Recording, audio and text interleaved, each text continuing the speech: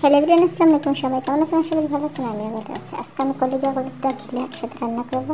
দেখুন, প্রথমে পেঁয়াজ কুচি, লং এলাচ, দারচিনি, তেজপাতা দিয়ে দিলাম। ভালো করে নেড়ে নিচ্ছি, ভেজে নেবেন ভালো করে। আমি আজকে মরিচ বাটা দিয়ে রান্না করব। এইভাবে রান্না করে আমি একটু পানি দিয়ে দিলাম।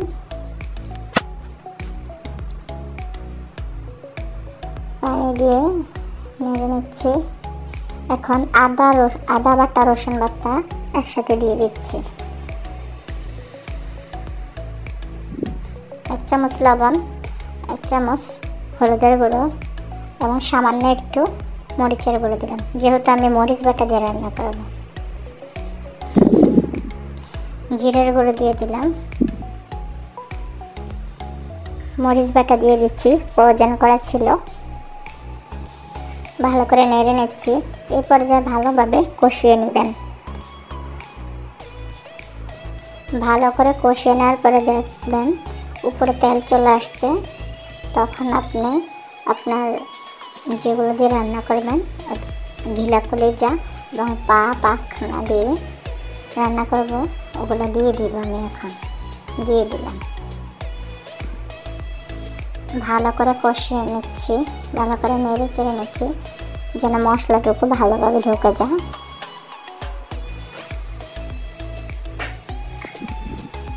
ভালো করে নেড়ে ছেড়ে নিচ্ছি।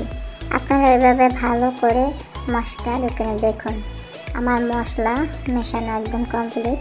এ পর্যায়ে আমি টমেটো কুচি দিয়ে দিলাম। টমেটো কুচি দিয়ে ভালো করে নেড়ে নিচ্ছি। ভালো করে নাড়বেন।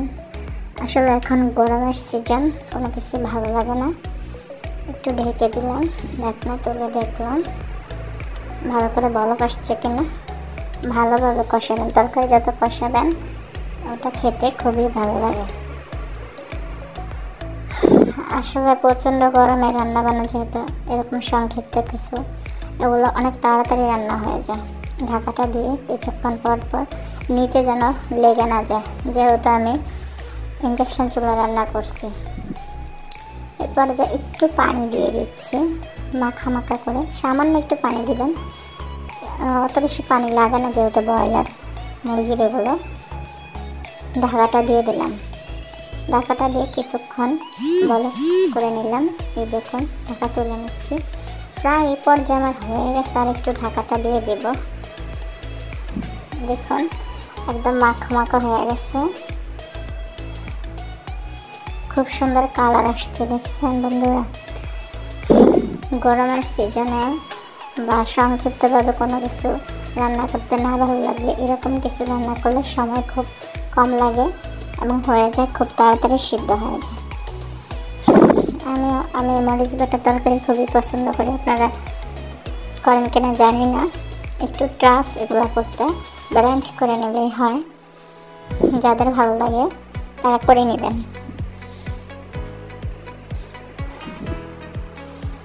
এটা আমার আস্তে আস্তে আমি ইন্ডাকশনের সাউন্ড কমিয়ে দিয়ে আস্তে আস্তে চুলা রেখে দিচ্ছি, যেন আমার পুরো ঝোলটা একদমই মাখা হয়ে যায়। একদমই খেতে যেন ভালো লাগে, পানি যেন না থাকে। দেখুন একদম মাখা হয়ে যাচ্ছে। আস্তে আস্তে হচ্ছে। চুলা সাউন্ড জোরে বাড়িয়ে দেবেন না, ভলিউম বাড়ালে আপনার তরকারিটা পুড়ে যাবে, খেতেও তো ভালো লাগবে না। এভাবে আস্তে আস্তে হলে খেতে অনেক ভালো লাগে। আপনারা বাসায় এভাবে ট্রাই করবেন।